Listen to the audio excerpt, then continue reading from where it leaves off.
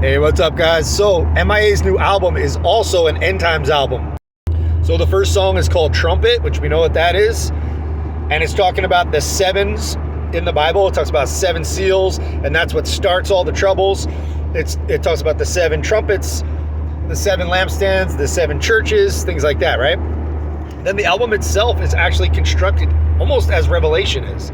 Because you have the first trumpet, then you have a song, then you have the second trumpet, which she does like a little intro rap part about the second trumpet, and then she says, then came the third trumpet, and then the fourth song, like that, and so on. It's so awesome. Themes about the rapture in the very first song, she mentions the rapture in the song Trumpet, or First Trumpet. So this is super cool. And a few thoughts on this, right? A lot of us have gotten saved after 2020. Now, all Christians are end times Christians in a sense because we've been in the end times for 2,000 years, yes. But the closer we are to the actual coming of Jesus with the rapture, there's a certain group of people that will be alive at the time when Jesus raptures us up. I believe we are that generation. We are the end time Christians, right? And you can see a lot of times after 2020 when people get saved, mostly they're end time Christians. Like there's no Laodicea, lukewarm, oh, I've been Christian my whole life, whatever. It's like, no, this is it. You just made it in the nick of time. That's what I felt God was letting me know when I got saved in 2020. You just made it. You're in the end times. Let's get going. So when I see MIA getting saved, I feel like it's the same thing, which makes sense that she's talking about the end times on her new Christian album. I don't know of any other albums that talk about the end times. The only thing I can think of is actually Busta Rhymes, who thought that the world was going to end in 2000 with the Y2K deal. I remember listening to that album in like 99 or 98, and it opens up with, oh, the world's going to end 22,000, Nothing happened, obviously. And he wasn't even Christian, right? So this brings up another issue. A lot of Christians and the organized church, for sure, is not into the end time stuff. Now, people are individually into it, and that's awesome. But a lot of times in Christianity, I found I bump into people who are just not interested in the end times. I don't get it. I was interested in the end times before I was saved. It's one of the things that actually got me saved. And I understand if you've been Christian for a long time, you've heard about this stuff, maybe it's not as exciting, I get it. Meanwhile, Perez Hilton just got saved. He's reading the Bible every single day in videos. It's amazing. I've never seen Christians even doing that. Although I do know this one Christian girl who reads her Bible online, and that's pretty cool. So anyway, absolutely amazing. We, I believe, are in that time, and I believe that a lot of people are end times Christians, myself included. When I meet people, the first thing I ask them is, how'd you get saved? How long have you been saved? And are you into the end times? What do you think about the rapture, etc.? That's what I want to talk about. I don't care what church you go to. I literally don't care. I mean, if you want to tell me, I'll listen, maybe I'll visit, maybe not. I don't know. It's just not the first thing on my mind.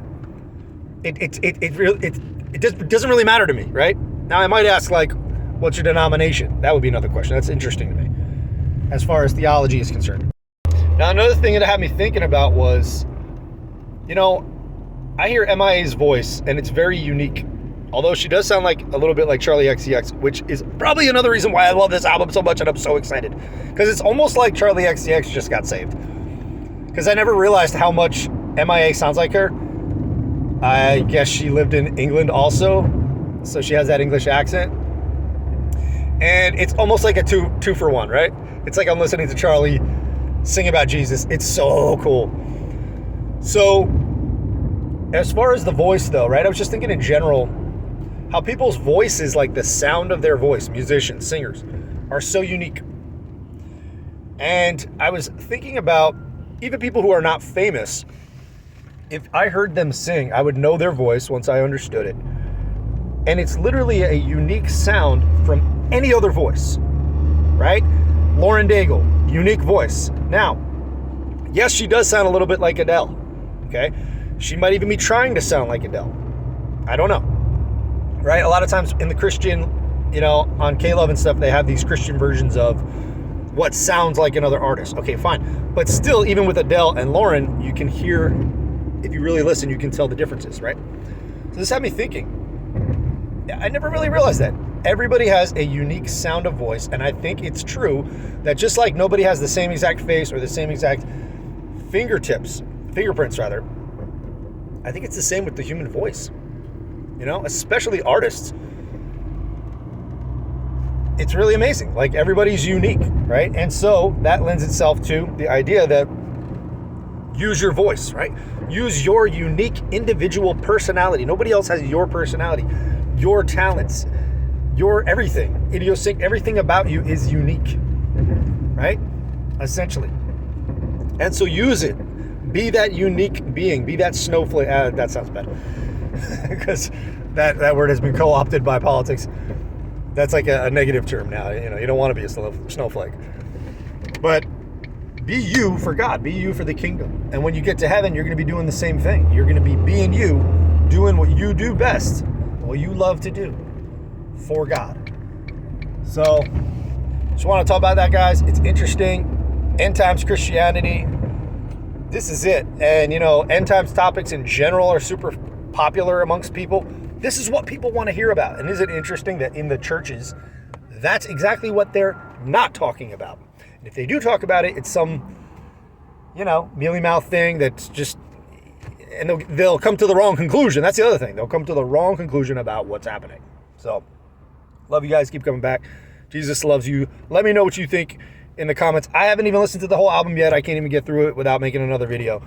I listened to like 5 tracks. Like, I'm not even halfway through.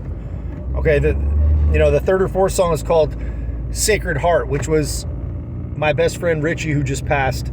That was his thing, He was all about the Sacred Heart. And he's Catholic, so that's huge too. And I felt like that was sort of a communication, not a communication with me and my friend, but like an acknowledgement, let's say. Me to him, and I feel like he's in heaven right now. We're waiting for the rapture to be resurrected. And it was sort of an acknowledgement between both of us. So, speaking of that, I remember my friend was telling me about that. And I was such a heresy hunter when I first got saved. And I was so strict. And, I was Seventh-day Adventist and everything. So he's telling me this stuff with his Sacred Heart and how he sees hearts on the ground randomly. And how that is his love letter from God. He says it was his Valentine, basically God telling him he loves him. And I would hear this stuff about the heart and the Sacred Heart. And I had the audacity to say to him, I think that's idolatry. Like, even if it was.